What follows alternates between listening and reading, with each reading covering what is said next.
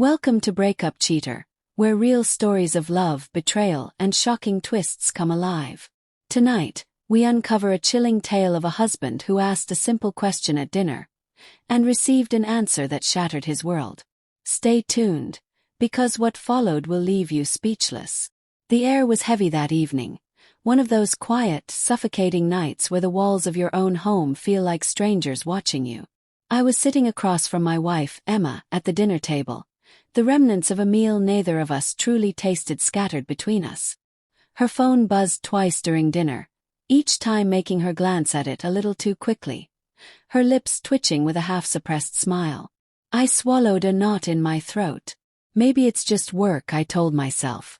But the truth had been scratching at my chest for weeks now, like a locked animal waiting to get out. "Emma," I said, trying to sound casual, "what's your biggest wish today?" She didn't hesitate. She didn't even look up. Her fork clinked against the plate as she muttered, almost to herself, "Never to touch you again." The words fell between us like broken glass. I stared at her, my mind refusing to process what I had just heard. "What did you say?" She looked up then, her face pale but defiant, as though daring me to question her. "You heard me, David. I don't want this anymore. I don't want you anymore." There was no rage in her voice, no tears, just a cold finality that felt sharper than any scream. The cracks that were always there. Looking back, the signs had been there. The late nights at work, the guarded phone, the sudden disinterest in intimacy, the way she laughed at messages she never shared. I thought we were just in a rut. We had been married for 8 years, had our share of rough patches, and I had been telling myself that marriages survived on patience, on riding out the storms. But storms don't usually come with lipstick stains on shirt collars you've never worn. That night, after she went to bed early, I sat alone in the living room, staring at her phone left on the couch. I shouldn't have. I knew I shouldn't have. But my fingers picked it up anyway, my heart drumming so loudly I could barely breathe. The messages were there. Dozens of them. Her boss, Michael. Promises. Photos. Words she hadn't spoken to me in years, if ever. "I wish you were here instead of him. Last night was perfect. Can't stop thinking about your hands on me." I felt my chest cave in like a building imploding from within. The choice, rage or strategy. When dawn came, I didn't confront her. Not yet. Rage would have been too easy. I could have shouted, thrown her things out, made a scene. But I wanted her to feel the weight of her choices, the same way I felt the knife she had slipped between my ribs. I went to work, called my lawyer, and began untangling the life we had built together. I froze our joint accounts, legally since they were tied to my salary. I took the car, the one in my name, and left her the old sedan that had been sitting in the garage. I moved some personal items into a rented apartment that same day, leaving only the essentials at home. By the time I came back that evening, she was waiting at the door, arms crossed. "What the hell is this, David?" she snapped. "Why can't I access the account?" I looked her in the eyes, and for the first time, I didn't feel like her husband. I felt like a man standing across from a stranger. "Because Emma," I said calmly. "I know." Her face went pale. For the next week, we danced around each other like ghosts in a house that wasn't ours anymore. She tried to play it off at first. Denial, then anger, then pity. "You can't just ruin my life because you're hurt," she hissed one night, her eyes red. I laughed bitterly. "I ruined your life. Emma, you gutted our marriage and handed the knife to someone else."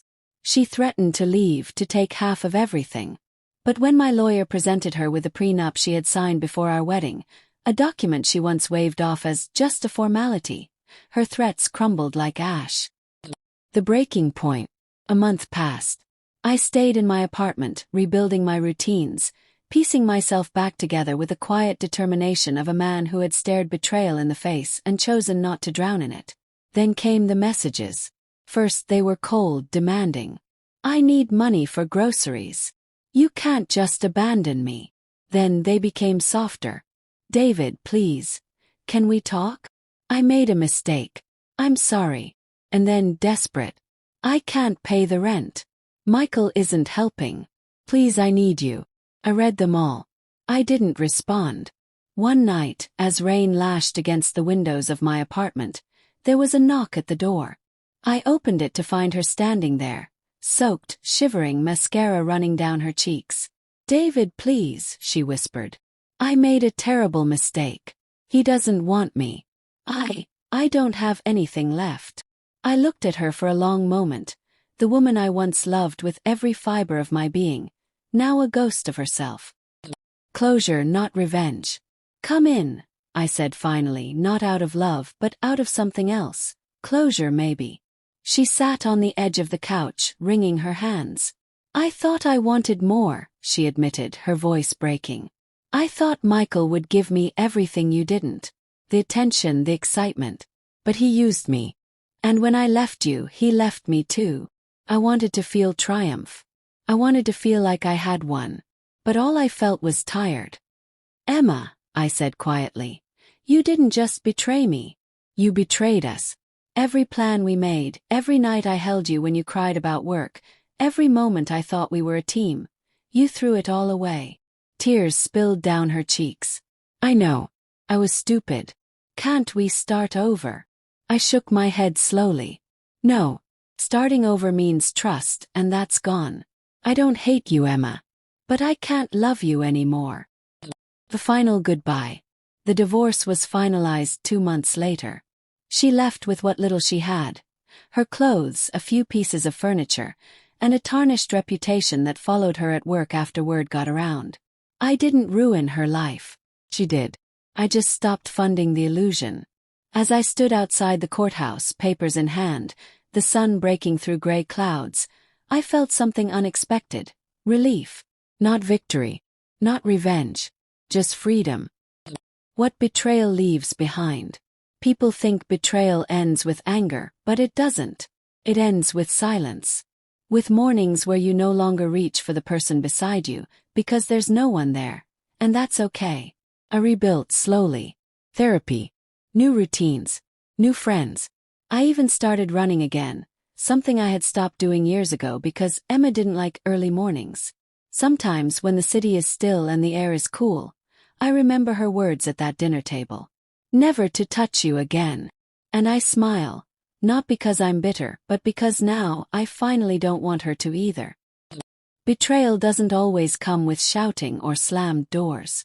Sometimes it arrives quietly, in a sentence over dinner, in a phone left on the couch, in a smile that isn't meant for you.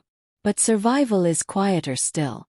It's in the calm you find when you walk away, not because you lost, but because you finally remembered your own worth.